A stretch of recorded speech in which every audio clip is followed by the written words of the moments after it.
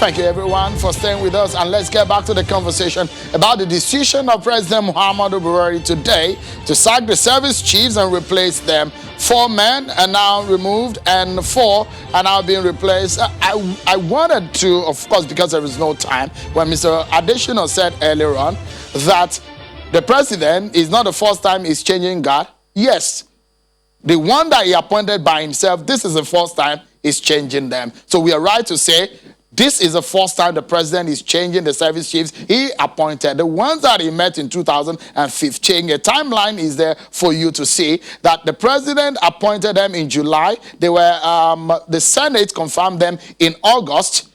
And of course, that is the first time the president by himself will be appointing service chiefs. And this is the first time he's changing them after 5 years. Let's get a view of a professional, a retired general in the army, Major General Obi. He joins us from our Abuja studio. Thank you indeed for joining us tonight. Let me get your view. You've been watching and hearing what Nigerians are saying. You know the terrain. You know some of your juniors, because the service chiefs were your junior in the army. Give us a view of what your take is on the president's decision of today. Thank you very much for inviting me. Well, like Mr. Adesina said, there's a time to go. And so the time for the other service chiefs to go came, and they have left. I'm particularly excited about this current set of people, even though I also knew the previous ones, and they were good officers. You can see that the Chief of Defense Staff now had been a theater commander in the Northeast, in addition to being the Multinational Joint Task Force commander.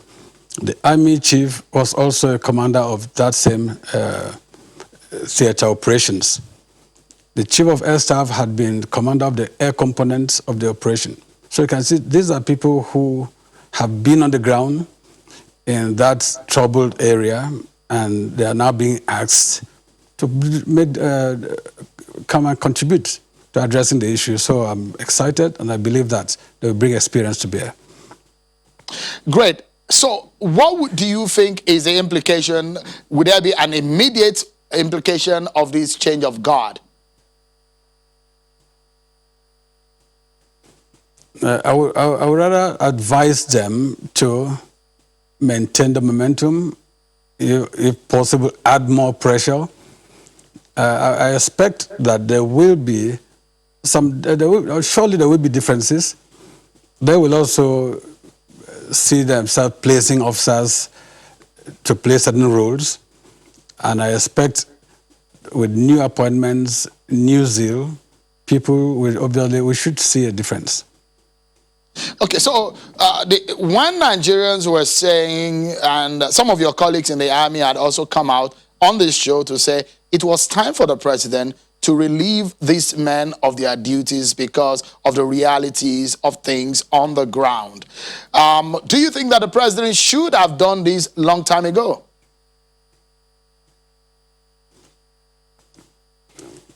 Yes, the president is the commander-in-chief. He commands the armed forces, and so he takes decisions for us. But we also know that when the senior officers have been there for so long, that also creates some challenge for those behind. And some of the time you also have to let some go because they may not have the prospect to look forward to a rise. But I think having been there for 5 years plus, it was just the right, I mean, it was due, the time was due for them to go, for new people to also bring their contributions to bear, and if possible, do some few things that may not have differently, so we don't just keep fighting this insurgency forever. General, are things working from your own perspective? Yes. Have they performed well? I mean, you perhaps this camaraderie is there in the military, but in reality, a lot of millions of Nigerians are watching right now.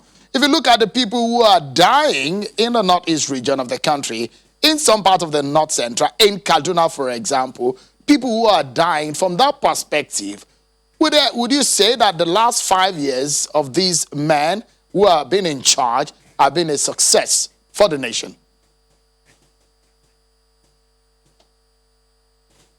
Well, the previous service chiefs have made their contribution, and we must recognize that. But let me say that the challenge of fighting this insurgency is our collective responsibility. I would expect government to give them all the support to do their job. On their own parts, I expect to see more synergy. Let us fight as a team. Let me just give an example of course, I had a lot of experiences in many operations, but I want to just cite one. When in 1999, I was lifted with troops from Nigeria to flush out the rebels out of Freetown, the January 1999 invasion. And I landed in Freetown and we fought. At the point, I was advancing from the State House towards a place they call Koso.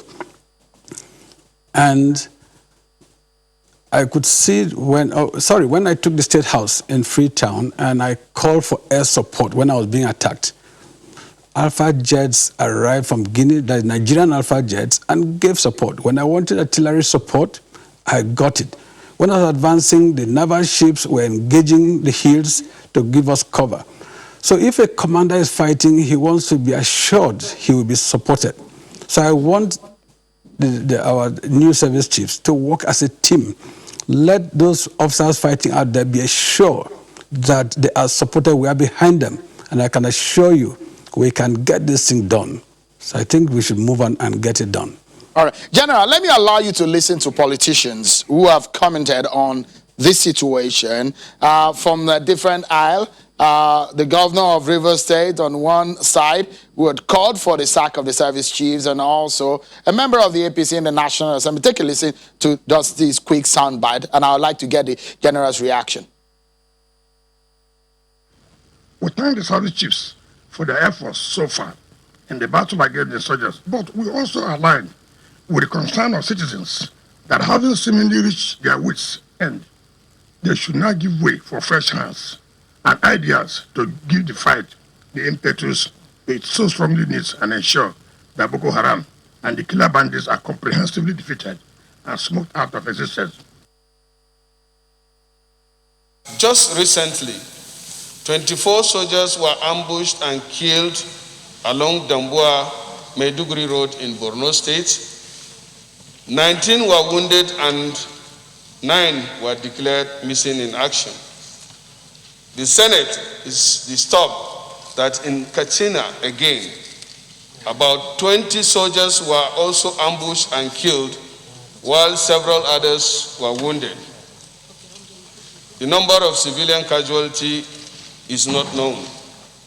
The Senate is concerned that if the trend continues, it will have serious implications on the fight against insurgency, banditry, and other forms of criminality in the country.